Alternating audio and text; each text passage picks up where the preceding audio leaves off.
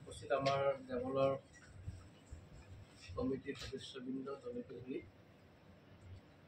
এইবেলি অম্বুবাচী মহাযুগৰ আমাৰ মন্দিৰ কৰ্তৃপক্ষৰ তৰফৰ পৰা অম্বুবাচী মহাযুগ পৰিচালনা কমিটিৰ কিছু ব্যৱস্থা গ্ৰহণ কৰিছে যাতে আমি এই মহাযুগসকল আমি পৰিচালনা কৰিব পাৰোঁ। এই উদ্দেশ্যে হাতত ৰাখি আমি কিছু ব্যৱস্থা গ্ৰহণ কৰিছোঁ।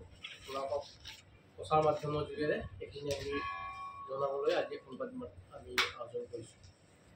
অহা ইংৰাজী 22 তাৰিখে এইবেলি আমাৰ অম্বুবাচী মহাযুগৰ প্ৰবৃত্তি হ'ব। 22 জুন তাৰিখে দুপৰীয়া 2:56 প্ৰবৃত্তি হ'ব আৰু তাৰ লগে লগে আমাৰ দেৱীৰ দুৱাৰ বন্ধ হ'ব। আমাৰ পৰম্পৰা অনুযায়ী 3 দিনলৈকে মন্দিৰৰ দুৱাৰ বন্ধ থাকে। 23 তাৰিখ বন্ধ থাকিব, 24 তাৰিখ, 25 তাৰিখ।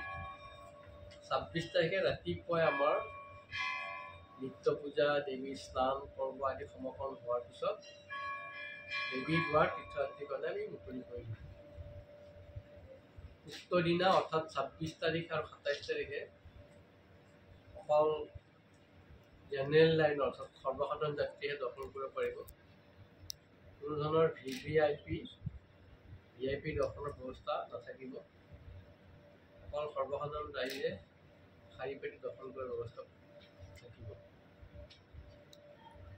এইবেলি আমাৰ দৰ্শনৰ যিটো ব্যৱস্থা, আমাৰ পশ্চিম দুৱাৰৰ বংশী বাগান ফিল্ডত তাত আৰক্ষণস্থলী থাকিব। যাত্ৰীসকলে সেই আৰক্ষণস্থলীত সমাগত হোৱাৰ পিছত আমি 26 তাৰিখে একদম ৰাতিপুৱা অৰ্থাৎ 25 তাৰিখে শেষ ৰাতি তেওঁলোকক তাত টোকেন নাম্বাৰ আমি দিম। এই টোকেন নাম্বাৰ লৈ আহিয়ে তেওঁলোকে মন্দিৰত পদাৰ্পণ কৰিব পাৰিব আৰু মন্দিৰত পদাৰ্পণ হোৱাৰ পিছত মন্দিৰৰ পূজা সেৱা সমাপন হোৱাৰ পিছত তেওঁলোকৰ দৰ্শনৰ সুবিধা পাব।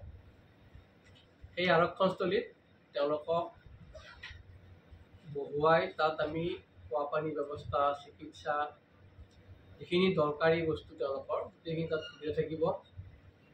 25 তাৰিখে তাতে তেওঁলোকে ৱেইটিং হলত থাকি শেষ ৰাতি তেওঁলোকে তেওঁৰ পৰা টোকেন নম্বৰ গ্ৰহণ কৰিহে মন্দিৰৰ দৰ্শনৰ কাৰণে ব্যৱস্থা গ্ৰহণ কৰিব পাৰিব।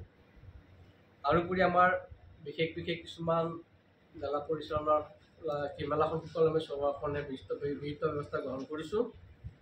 আমাৰ এখেতো আছে, তেখেতে কিছু আমাক বক্তব্য দাঙি ধৰিব।